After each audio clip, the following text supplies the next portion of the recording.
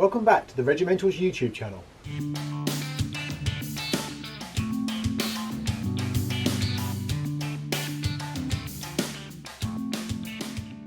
So in today's video I'm just going to give you a quick rundown of a few things that are coming on to today's update. You probably saw last week's video and the three beautiful items which I showed there. All three of them sold straight away on the website. The Generals grouping, the Africa Corps Generals grouping, I had 4 customers all trying to buy that group, but it has sold as we knew it would do. Just a fantastic thing. So today's update, yeah, it's not on the same caliber as last week's, but you know, I'm just going to shoot this quick video just as a pre-update teaser, really, so you can see all these things when we go live for the update this afternoon.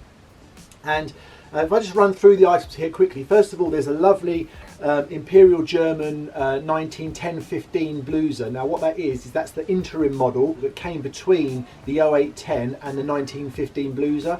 Quite hard to find tunic at Regiment 46, just a beam there tunic, really nice, really would look good on a mannequin. The other tunic I have here is World War II. It's the German M40 tunic, the early one with the green collar, artillery insignia, the red piping. Again, a nice been there, worn in tunic.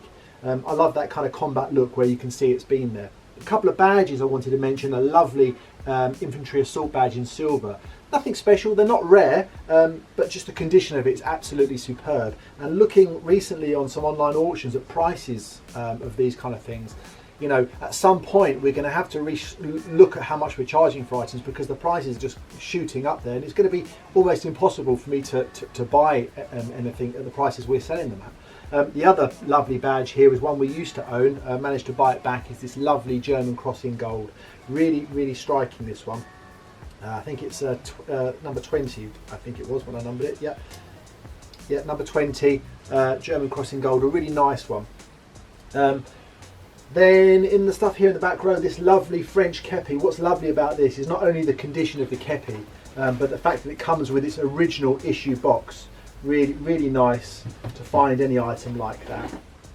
A lovely field grey Bavarian enlisted man's pickelhaube. The other pickelhaube here I have is a Prussian artillery. For new collectors, you can identify it as artillery because it has a ball top rather than a spike top.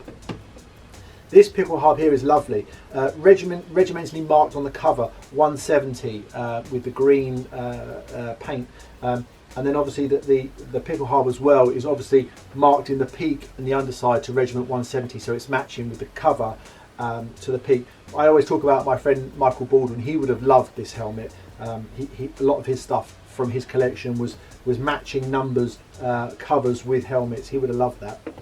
And then the last of the caps here is this lovely white top Luftwaffe flak cap, red piping in the Luftwaffe identified flak units. Really nice condition, lovely and white.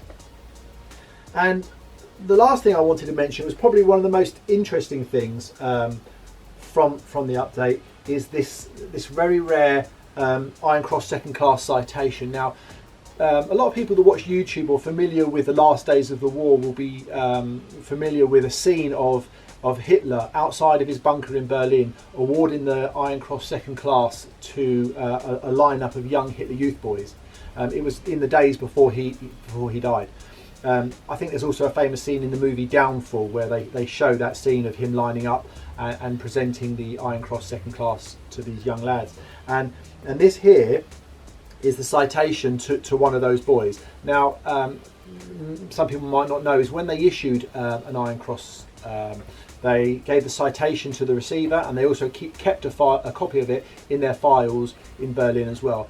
This isn't the document that the boy received. This is the copy file that would have been kept in the German authorities.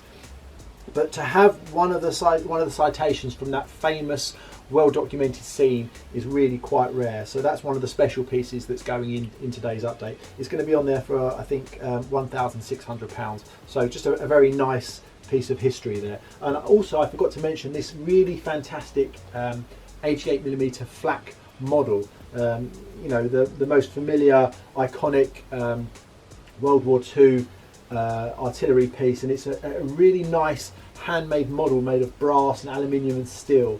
really fantastic with all working parts as well.